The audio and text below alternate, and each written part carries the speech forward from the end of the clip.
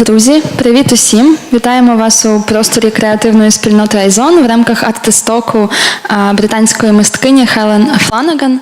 Хелен – режисерка і художниця, резидентка фонду «Ізоляція» в рамках програми SWOP UK Ukraine від Британської ради в Україні.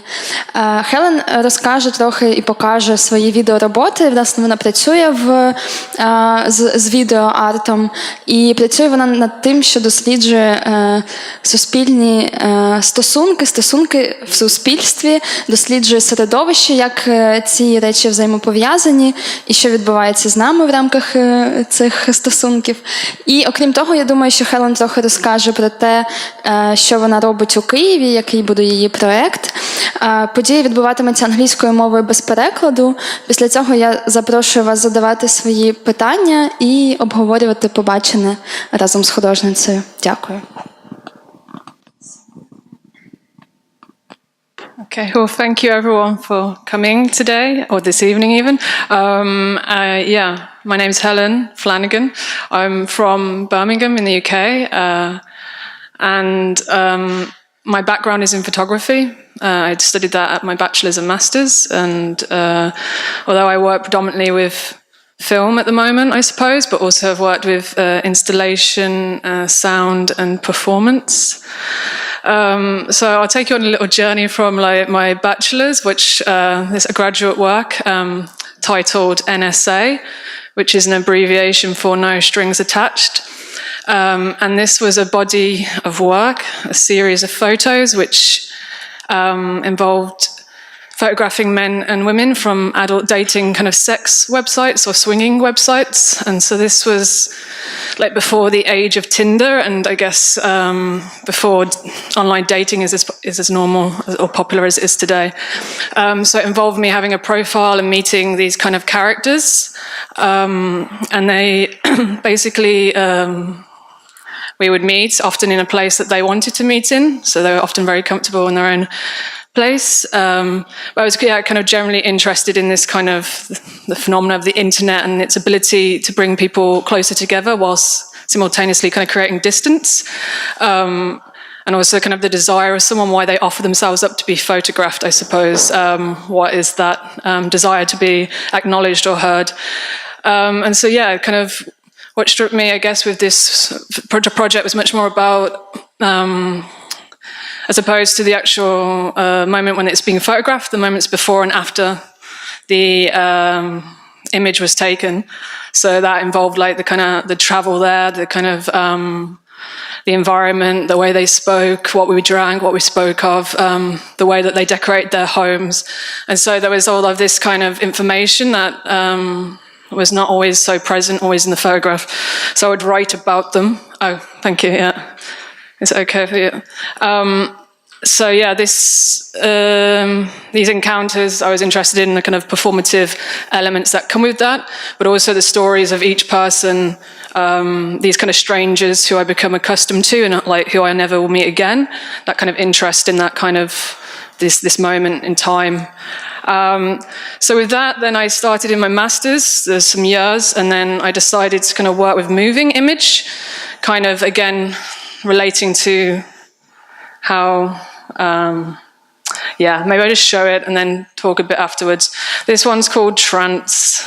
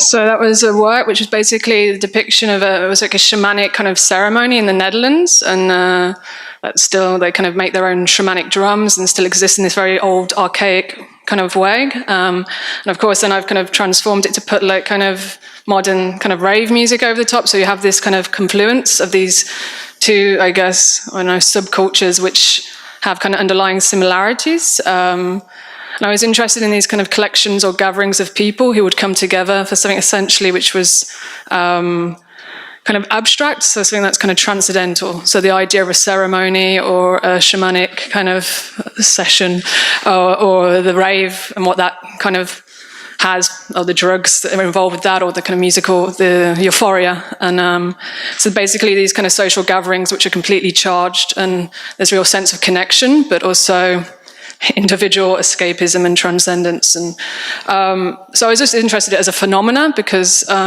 it's very powerful, I think. But what I also did with that work was kind of clearly manipulate the medium of video and sound and realised the potential of that. So then I started to really think, okay, I can create complete fiction. So that was kind of like a gateway drug to creating completely new scenarios which were completely fictional. Let's see if I can. This is called The Chant. It's a small excerpt.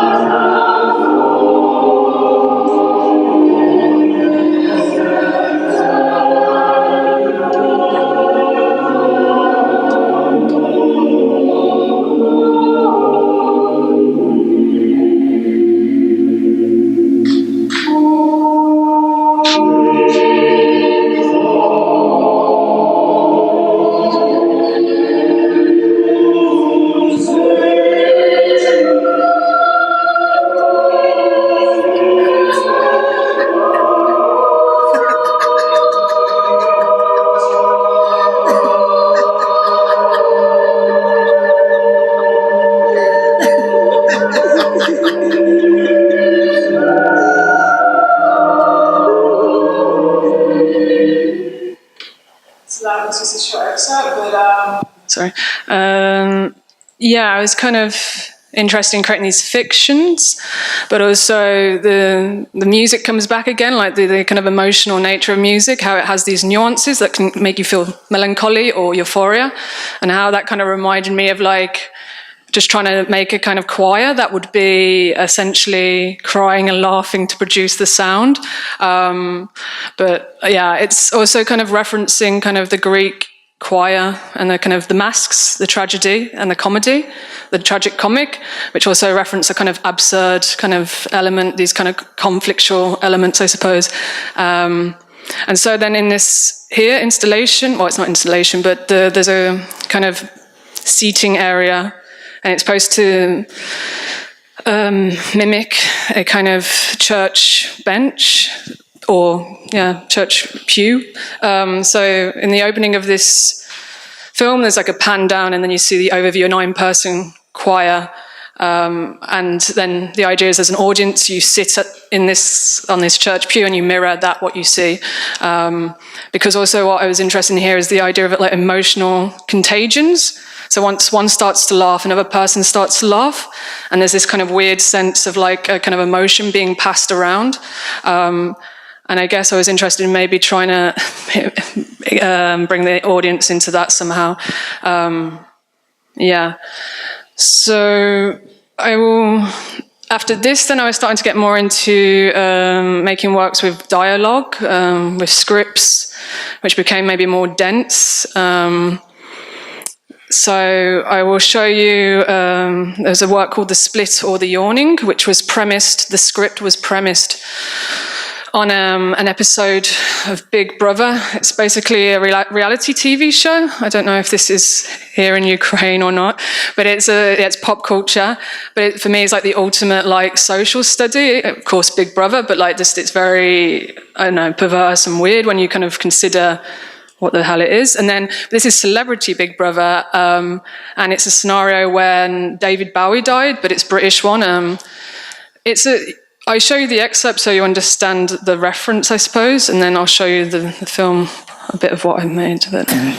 David's dead. No, it's not. You can't do that. What the f*** is that?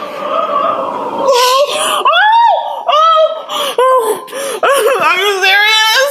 Sit down. Oh Sit my down. gosh, oh my gosh, oh my gosh. Sit down. Oh my gosh. Oh my And gosh. this is not what I planned to Oh my do. gosh. I was not Oh going my to say gosh. anything, but Oh my gosh, oh my gosh, okay. We got to get everybody together. We can't, Please, okay, I can't do I'm not that. going to be able to not. no, I can't do that, honey. I can't do that right now. Oh my gosh, Give me a oh my minute. gosh, I feel sick. I can't keep this a secret. Oh, great. I can't keep it a secret. She told me not to tell anybody. What's up? What's happened What's the now? matter, babe? Oh, great. Tiffany, come sit down. Tiffany, come She on. told me something, and I have to say it. I'm not able to not say anything. Sit down. No, go in the diary room. That's Oh what my it says. God. I hope she's just joking, but she says she's why you not. were screaming. Yes. What? Sit down, babe. Sit down. Sit down. She told me that David is dead. Yes. David. Yes. She said he just died, and I can't hold this in by myself. No! Where's David? Where's David? Where's David? Okay. Andrew's just said that David's just died. What? That is so Is he? Look. Chill. No, chill. Chill. Tiffany. Why would she do that to me? Tiffany. What? Don't stay away. Sit with me. Sit with me. Come on, babe. Keep them apart. What did I do? You told her that David was dead with cancer. Yes, he is. He's in there asleep. David, my ex-husband.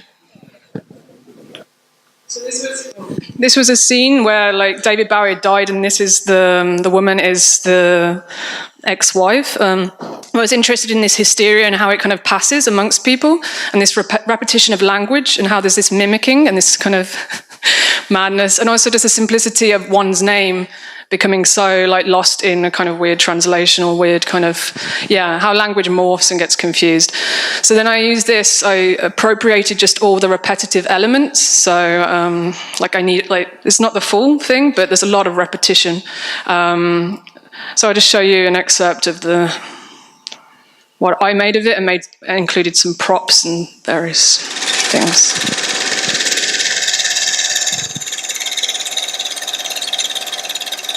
I need a drink. I need a drink. I need a drink. I need a drink.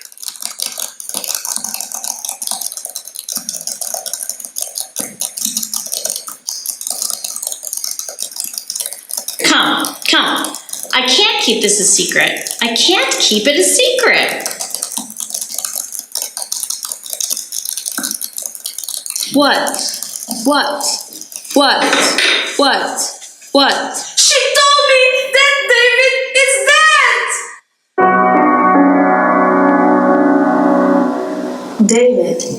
David. Where's David? Where's David? Where's David? David? David's dead? David? David. Where's David? Where's David?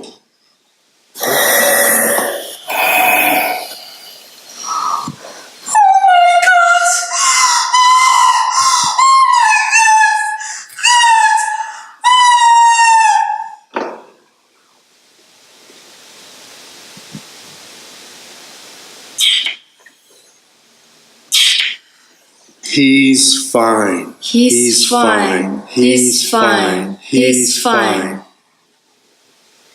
She told me that David dead. She told me that David dead. That is so fuck. Chill.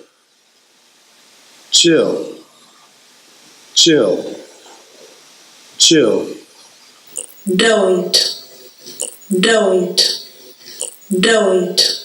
Stay away.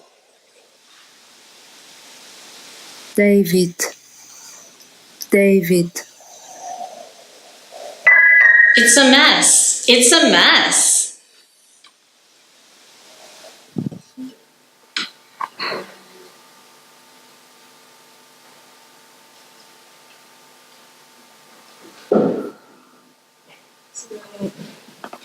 Kind of presented it like on a stacked. So there's like certain props that I use. I start to bring in elements. So there's a towel, domestication, and then I know the orderly, like kind of the orderly nature of seats stacked, kind of becoming almost on the edge of collapsing. Kind of this orderly thing. Yeah, so basically there's different elements, and I was interested in combining kind of maybe these kind of disparate parts into one thing to make it my own. So yeah, there's been an interest in kind of groupings of people, collectives of people. So this work was called Box Set, and it was a work in a gaming escape room. And these are games, entertainment games, where you go into a room and you are given maybe an hour and you have to get out together. But essentially it challenges basically they're team building exercises. They're often used in like corporate places to try and get the team to work better. But I kind of made it into more of a kind of kind of weird dystopian game show. So like this, and there's this kind of ominous TV show host who's like kind of belittling them and kind of provoking them. And then they're just in there having to try and get out of this space. I was interested how they might do that. And yeah, so it's also referencing the theatre of the absurd, which was often these stages in which the characters were never really allowed to leave and were forced to perform. There was always this sense of endless looping or repetition. So there's always this absurdism coming back, but this kind of space they never seem to escape. They never seem to solve the puzzle or the game. And so it's kind of this weird, frustrating space, perhaps. Again, another work, this is called The Dynamists. It's a bit layered, the works are getting more layered as we go on, and oh god, so basically it's a kind of weird coming-of-age movie. I'll show you an excerpt of this, but it involves the idea of the break, and I was interested in the broken voice. So in puberty, when the boy is going from a younger age to an older age, he's going through this coming of age transition, but the idea of this broken voice, like how maybe this kind of this break or this conflict is like an essential part to growth. That something has to be broken in order to grow. And that I'm kind of also interested in subcultures. So these, you see that they've got faded tie-dye shirts, and there's skateboarding, and there's music referencing certain cultures. But yeah, throughout the film, there's this constant break used within the edit as a formal element. I will show you a clip so that you understand what I'm talking about. Okay.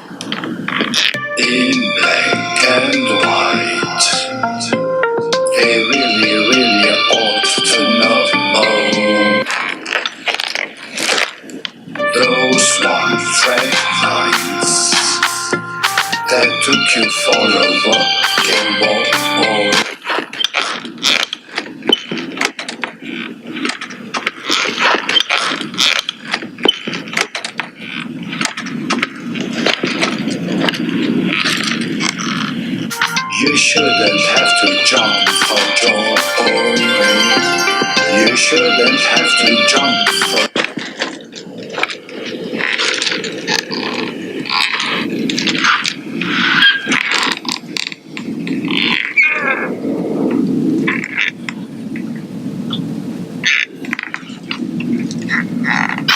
shout, let it all out. These are the things I can do without. Come on, I'm talking to you. Come on, shout, shout, let it all out. These are the things I can do without. Come on, I'm talking to you. Okay, so then you see that there was an edit which was comprised of these kind of violent kind of cuts, I suppose, which was like the clapping of the skateboard and so on. But also I'm kind of interested in the energy of subcultures, like especially when you're younger, like this energy of what it represents and how essentially politicized it is in some ways. So then I show some other things. Yeah. So this is just some stills from the film Swamps and Ponds. Again, quite a layered work. It was basically using arsenic as a starting point, the poison arsenic. And the origins of the word arsenic actually means like masculine, virile, and potent. So I was interested. Sorry if this is a lot of me talking, but so basically I was interested in this, at the time, like kind of forms of resistance and forms of like this, how would I put it, yeah. So basically this arsenic, like, let's see how I say this. Okay, right, so I was interested in forms of resistance. So there's this kind of term inoculation, and this is what happens when you administer, like, say, a virus to yourself, so that you become immune to it, immune to the virus, so like a flu jab. And so this idea of is that you take the poison in order to have a higher tolerance to it, I suppose. And so the basis of these characters, if you think that arsenic is representative of masculine or toxicity, like male toxicity, then, yeah, I was interested in the subcultures of feminism. So from the 70s, you have the Scum Manifesto. In the 80s, you have the punk movement. The 90s, you had the Riot Girl movement. And in the 2000s, it was the ladette culture, which in the UK means when women started to become more like men, as in drinking pints of lager instead of half pints, or starting to be more sexual or vulgar or loud, basically. And then you also, after that, have like the rise of the businesswoman.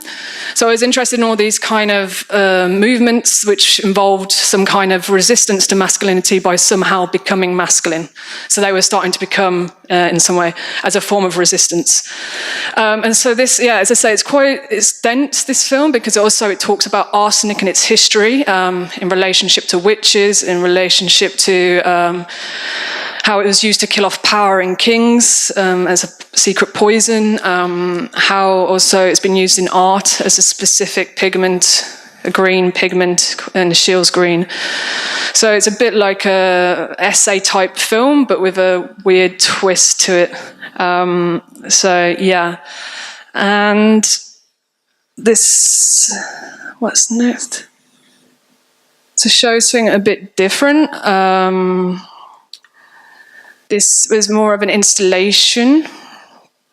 So yeah, like this is much more about like kind of the sensorial and kind of the experiential, the experience of being in the space. It was made in collaboration with Samuel Rogers, who's a sound artist, and then Violeta Ivanova, who's a visual artist who made it in Austria.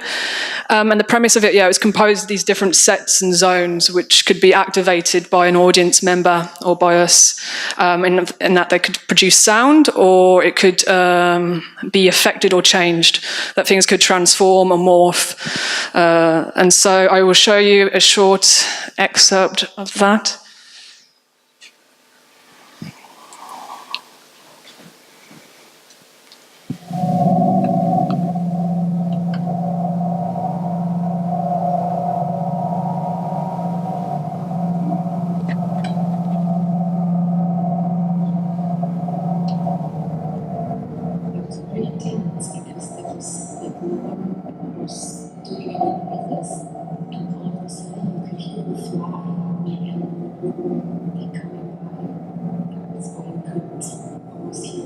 Because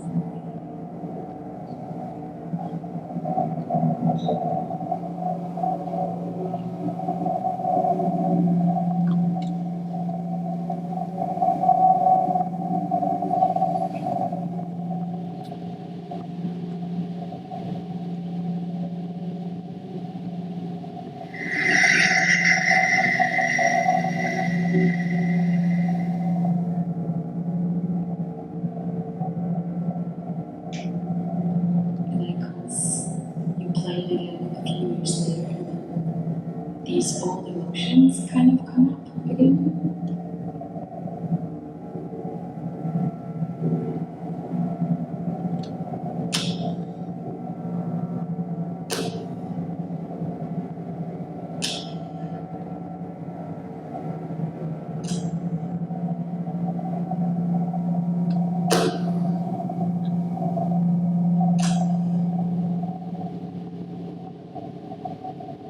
That's the edge of it, right?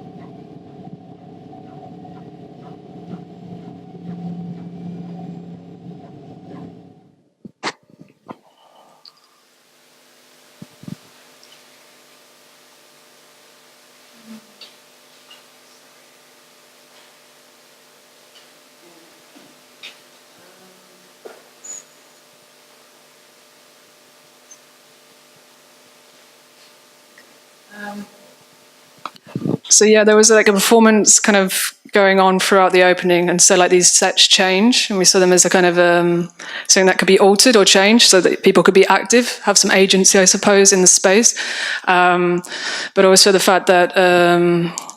So yeah, let me just guide you through it a bit. So this was the entrance point, and then you've got this very narrow middle point, like a kind of passage, which it's very tight, and then you have this kind of furry material, so it's very sensorial.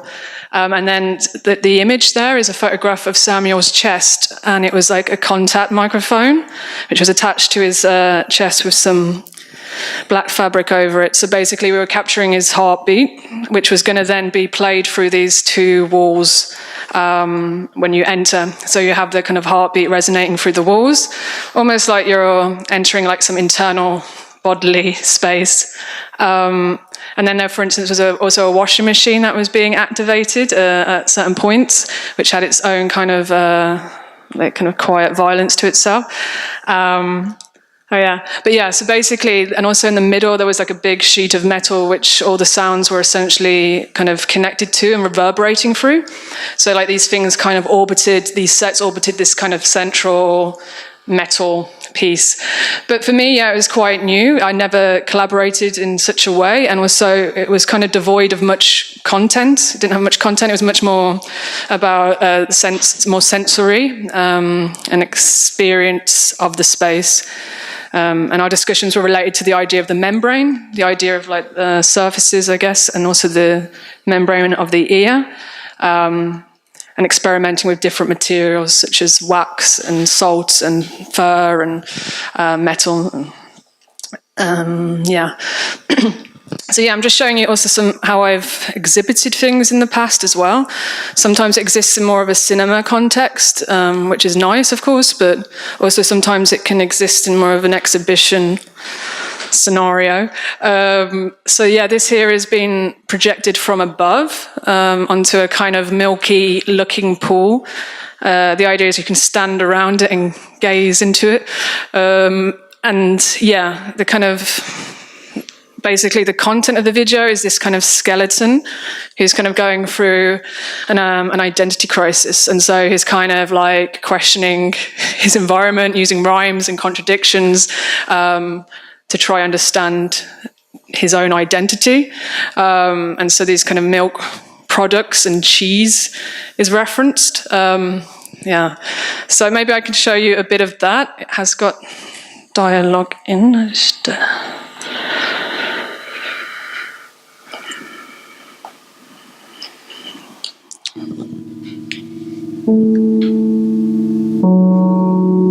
collectivity or selectivity?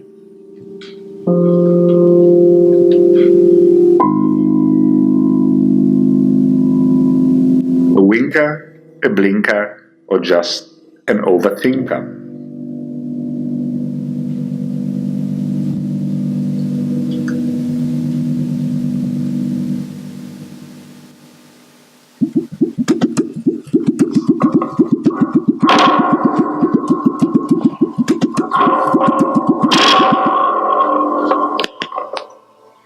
A warning on the cigarette pack, tobacco or shack. Ever tried smack or too scared to get the sack?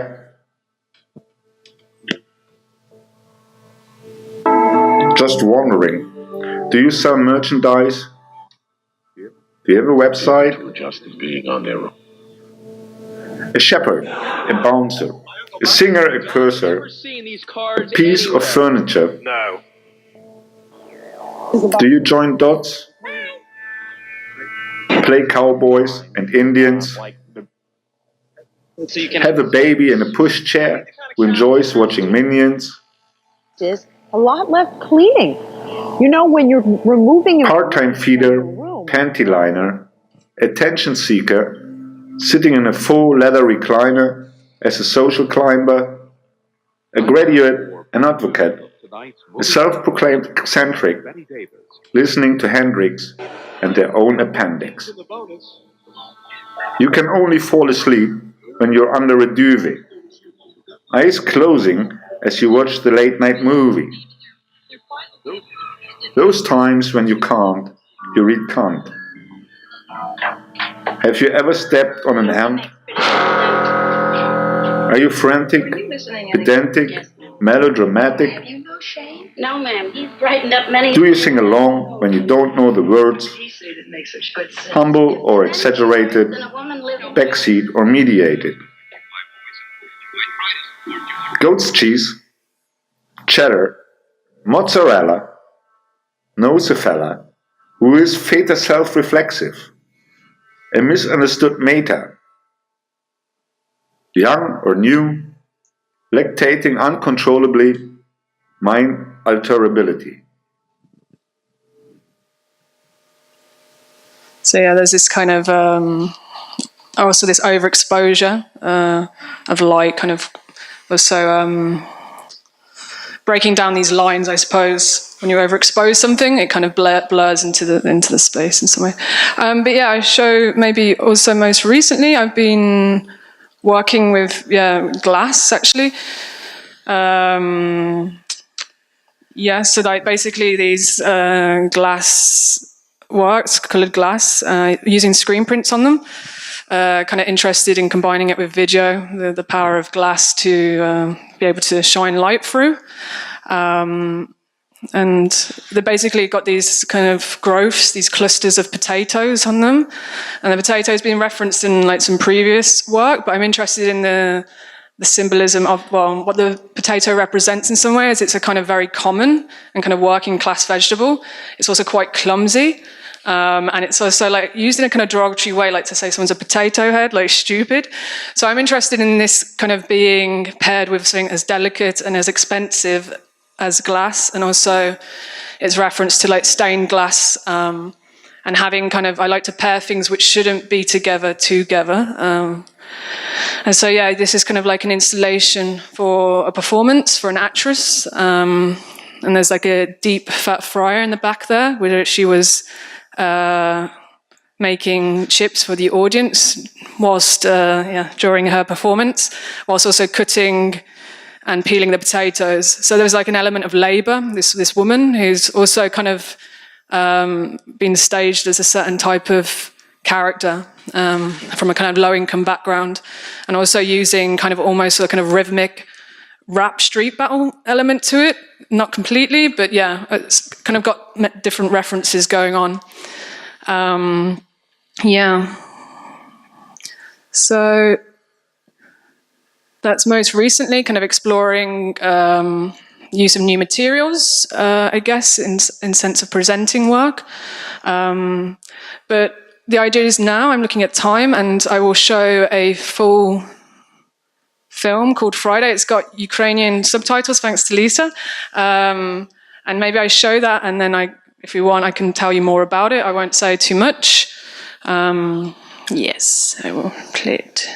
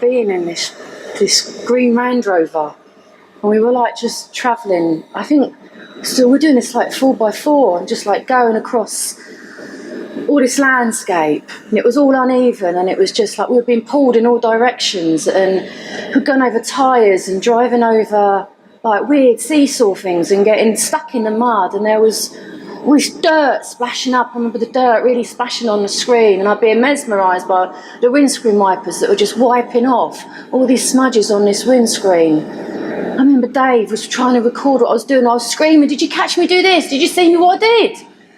Just I remember at one point there was this really steep hill, drive down it, and it was just, it was just like mud and water going everywhere. I was screaming, I was thinking, I can't do this. And I did, and it was just like, this feeling. I got out, and I was just, I want to do it again. Get it back behind the wheel. I want to get the butterflies going in my tummy, the adrenaline. Of am I going to crash? I don't know.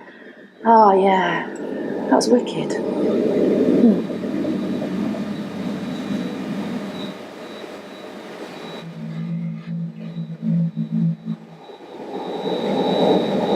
Clowns. Do you know what? I really hate clowns. I went to this circus once, right?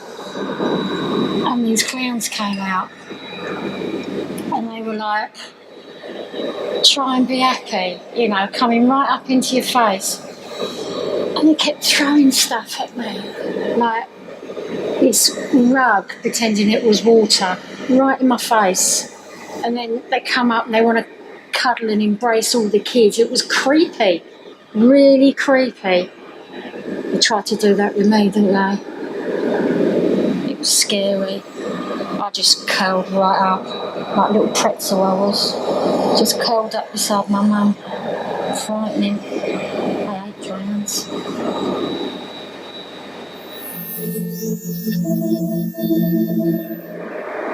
She gave me this leopard print bloody onesie. I was in this, of all the things to buy me, have you seen me? Do you know what I look like in a onesie? She gave me this onesie and I tried, and it was quite giving. There was some elastic in it. I managed to get the zip up only halfway though. And we were posing around. I remember just looking at her, just laughing at me. She was glaring at me, for her hair was covering her face. I remember looking to try and get her eyes. She was just taking a mickey at me. She went and got her camera. I was falling around in this onesie. I was hopping around her house. She had like wooden floor. So I was hopping around on this onesie, but I always kept slipping over. I was like, fine, I'll just go for a run. I'll do a lap around the living room. And then I just crashed and fell into the sofa. God, we did laugh, but you know, we were pissed.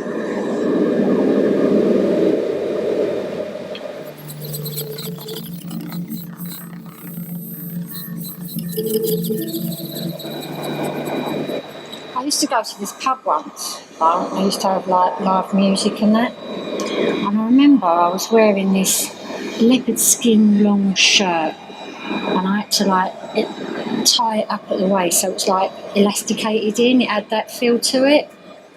Well, I sauntered in there, didn't I? I was looking like the dog's whatsits, I tell you. So I walked in, I went up to the bar and I asked for like my usual Bacardi and Coke. No ice, don't want ice. And this woman looked at me, right? And I just happened to look over her. She was just staring at me. It looked like her eye. One eye was just popping out looking at me. And I thought, what are you looking at? So I went over there and I went, what are you looking at, love? And she went, I'm not looking at anything. I thought, you cheeky mare. I ain't looking at anything. Looking at me, dressed as I am. I look the dogs, I tell ya. She was just jealous. I know she was.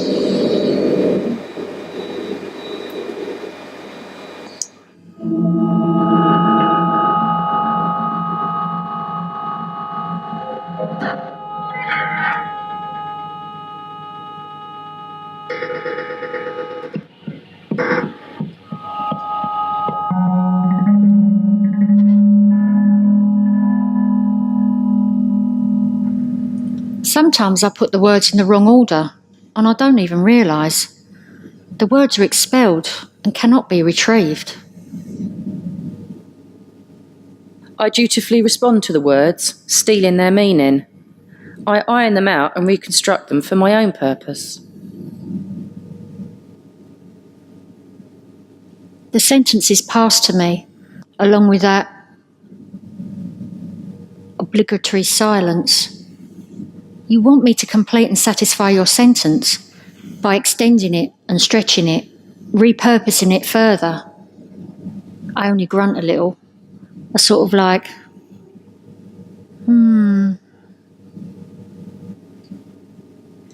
Nothing has been vocalised to the desired extent, and so I nudge you further. I compliment something. Anything. Rigidity takes hold of my shoulders. The new haircut that is being complimented has not been cut in 2 years. The new haircut is hair growth, the opposite action of the cut. All I can muster is a simple, thanks. The S part, much to my surprise, seems to roll more than expected, so that the word suddenly takes on a different meaning without even consulting me. It sounds insincere, and the thanks is not thankful, rather the opposite, just like the haircut. The conversation is being cut short. I sense that the extended S on her thanks suggests she thinks that I am patronising her and that I do not sincerely like her haircut. Let me inquire further to offer a feeling of genuine interest. Where did that hair of yours get cut? How much did it cost? Who by? What was spoken about as you got your hair cut?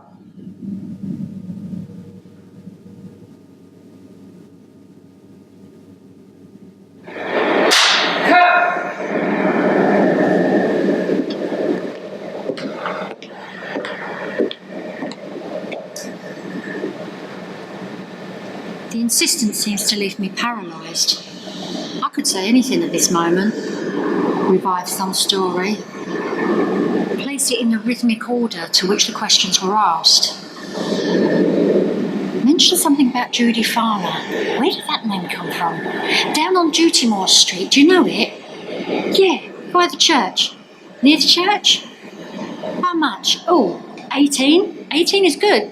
Good price, don't you think? We spoke of our desires that day. Of the pain in her legs. And the mountain of hair on the lino floor. The way the sun shone that time of the morning, often reflecting off the mirrors, causing a sort of erasure effect.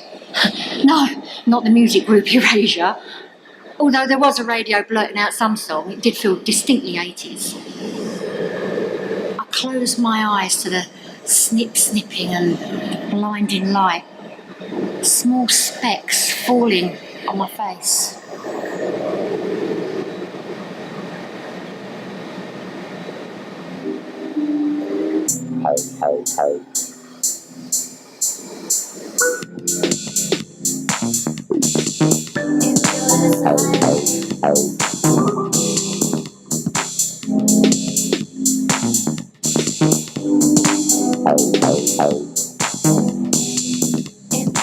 Words like violence break the silence.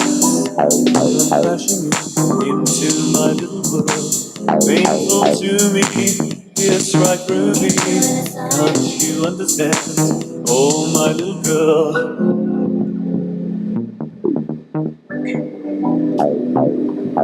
You!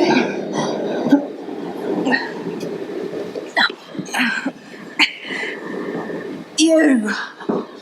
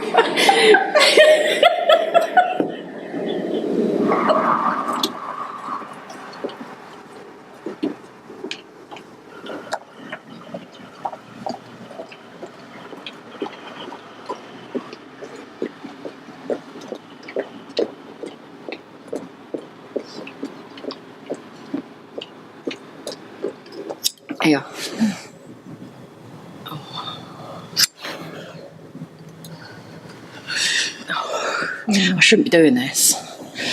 I paid to have that teeth whitening stuff done. Yeah, there's a place down the road that does it. You have to go there, sit back in the chair, and the dentist kind of exposes your mouth, puts these like gum shield in, leaves you there for an hour. Every 15 minutes he pops back, squirts a little bit, you sit back with a laser. It's really cool. Yeah. And then they make moulds while you're there. so that when you go back home, when you're pottering around the house, squeeze a little bit of like extra gel that they give you, whack it in.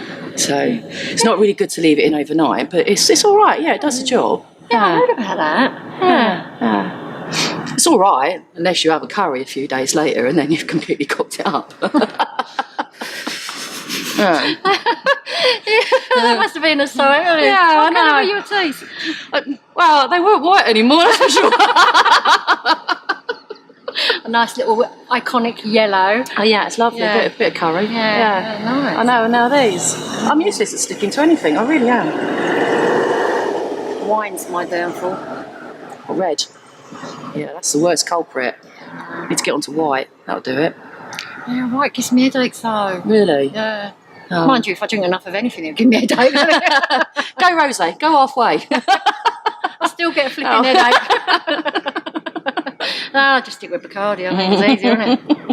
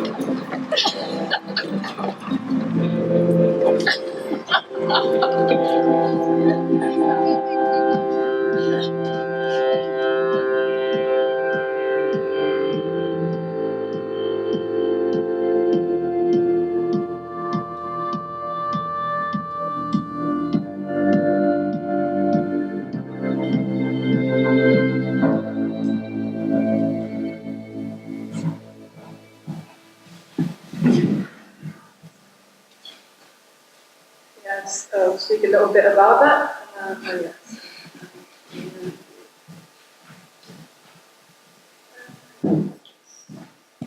Yes, so basically it's two women in the setting of a nightclub. And then I was interested in this desire that, well, in the UK, we kind of have this living for the weekend mentality where there's a kind of temporary demand for togetherness on the weekend by, I don't know, going to the nightclub. But interested in this kind of space as a place which is essentially intoxicating, where language kind of fails, where there's this relentless desire to communicate something or anything, but what that desire is. Also trying to represent previous affective experiences and the failure in ever being able to communicate them just through language alone. And so then the structure of it actually was based on games.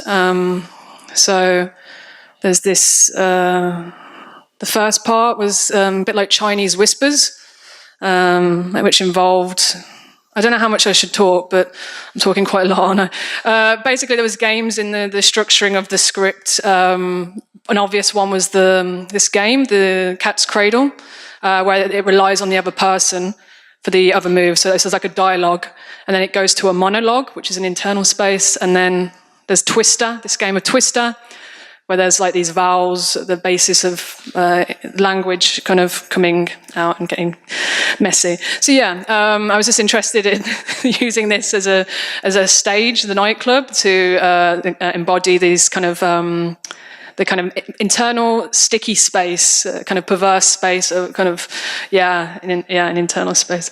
And then for the what I'm going to do here is basically. I'm interested in looking at some of the Soviet mosaics which are present, and I'm going to look at, more of a focus on sports, the idea of the disciplined body, how it's represented on these mosaics. There's a specific one. Maybe I should show the image or not, just so you can see it, which will be the kind of starting point for me to make a small fictional work. Maybe it's in here somewhere. Let's see. Yeah.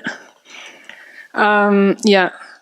So I quite like these very colourful, this is inside, like, I don't know, very psychedelic and organic forms, and like kind of also this kind of collective ensemble of figures, and they're kind of holding balls and books. So like I was interested in, kind of maybe making these characters within the film. There'll probably be kind of an absurd twist to it, of course, in keeping with my previous work, and kind of like various dialogue from my experience from being here, also researching and I'm interested in doing that. It's not fully together yet, so I won't say too much on that yet because it's not formed. So mural. Yeah, so we went and visited it, and it looks like it's an imitation, basically. So mosaics are often on the outside because they're more durable, I suppose, but this here gives the impression of mosaic, but it's not mosaic. But the show will go on. We will bring that in still. It has the effect of mosaic. It's kind of these small parts which make a whole. That's also quite interesting, the nature of these, or these small parts can create a whole one piece in some way. And so this specific one's in the Physical Education University here in Kiev, and I think that's the name. It's just and it kind of goes out as well and into the hallway, which is by the side, and it has these reliefs, these physical extensions coming into the space as well. But I quite like the space. It has this mirror and these pink hues. And I quite like maybe potentially making a kind of storyboard and script within this space, using some certain visual effects and motifs and stuff like that. So maybe there are some other questions for Helen about the arts or some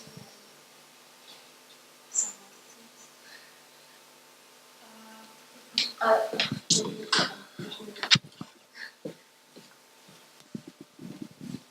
things. You said about the feminism in some part of your conversation, and you told about such aspect of feminism as being more sexual, vulgar, and loud. And I think you mentioned that this is like taking some masculine traits. And what is your attitude to this? Do you think it's a good way to like promote feminism? Or? Yeah, I mean, what I do with my work, I never make them too like moral, or I don't try to suggest any specific, I'm not saying like this is right and this is wrong, but it's just interesting that for me, like how feminism has been represented, at least in this, it's always been about basically taking on more of a masculine role. And the reason why I say this vulgarity is it's more how it's been represented in media, let's say, with the ladette culture at least. This was how it was represented, like, oh, the women have gone crazy because now they're drinking more and they are talking openly about sex and have a voice, are loud. So it's especially how it's been posed, but I also try and provoke that in a viewer, so using an older woman in a pencil skirt in this very wild terrain and looking at her struggling and getting dirtied up. There's also this representation, an assumption that an older woman should be maternal and motherly and shouldn't talk about these things. And I'm kind of interested in making these kind of maybe just to make the viewer more question it than say that there's this right or wrong way to it. So it's a bit open. Thank you. Thanks.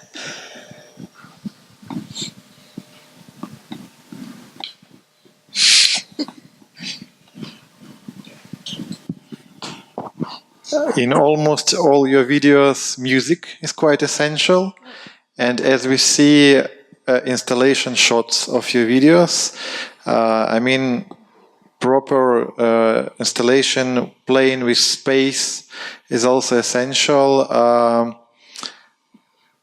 Why the 2 points are so important to you? And do you collaborate with architect or with musician for any of your projects? Yeah, so with I guess sound is so integral to moving image. Like they are one of the same thing, I think, unless we're talking about really old, silent films. But for me, like music is essentially really super effective. It has this, it goes beyond kind of language. It has a resonance, right? It's vibrations, man. But like it has got this sensation that I think is quite, universal to some degree, which has a power within itself.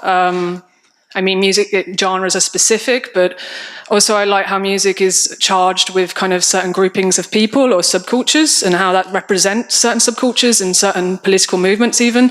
So if you even think just the protest or that involves a kind of sense of this carnival music. But yeah, in terms of the installations, I guess it's also interesting to kind of make the viewer a bit more active and less passive than what you find in a cinema. There's this expectation to sit and just be left alone and to be entertained.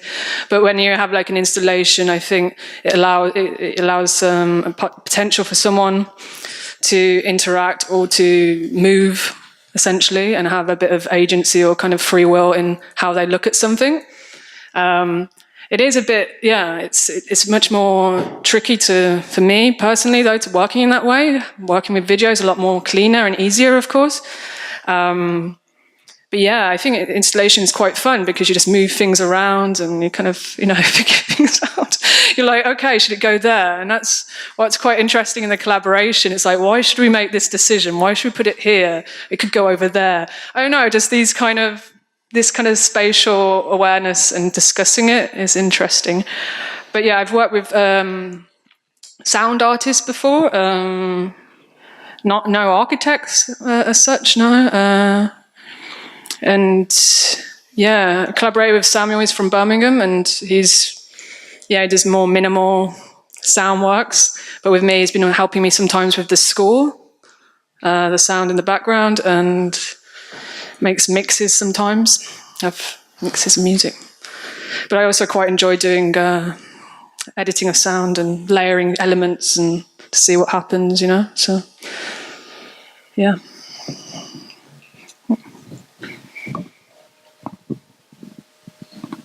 How do you feel that sort of Englishness and being from England affects your work? This is just mainly in mind with your last film, which has a sort of fairly unique setting of involving people from, they've got estuary accents, so I assume they're meant to be provincials, and people from sort of provincial English towns and the provincial English club and the sort of,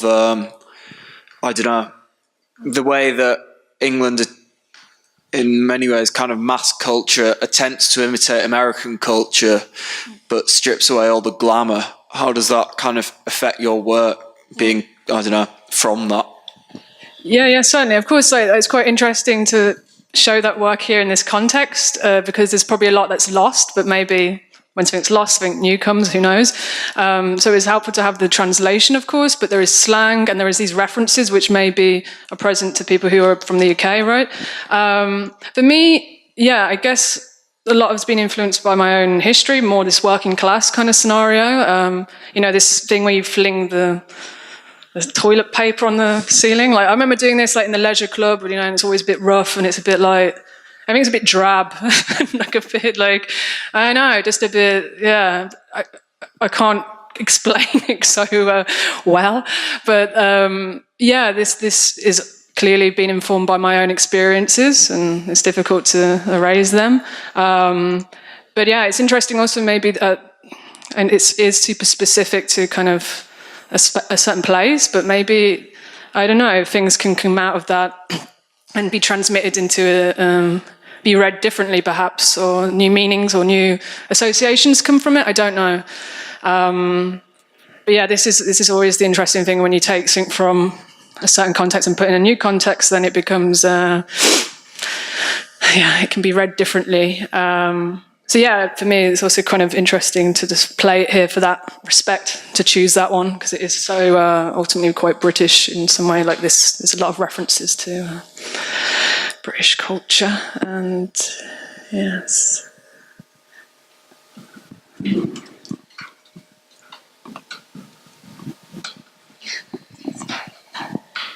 I was interested how you worked with the participants in the film, like if it was a collaboration, how it came about, and what was your kind of relationship with the actors? So like I'd never met them before, but then actually the nature of working with them, there was this kind of within the script, this kind of idea of the game. So in the first part, where they're a bit more, there's this conversation going on. I use a kind of technique where I tell them a really quite personal, effective story, and what they do in turn is then transform that story. They often pick up on maybe one word and then make it their own story. So what happens is the actress' subjectivity, her own personal narrative comes into that, and I guess essentially you have something a bit more authentic maybe. And also the kind of the flow, the rushing of language. So there was only one take with that. So they also make grammatical mistakes when talking, and I quite like that, the kind of the immediacy of language and how prone it is to mistakes, whereas written language is often edited and constantly being changed, has the ability to constantly be changed in that way. So these kind of elements, like the game elements, was kind of fun for bonding experiences, but they were very, I guess it's a bit like a workshop format in that respect, I guess, because there was these certain tasks which also involved their collaboration and openness to perform in that way. That's how I worked in that specific film with them that time,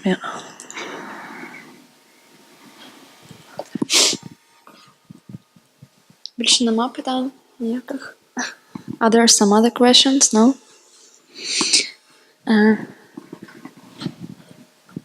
Then thanks to Helen, and you are free to ask questions afterwards.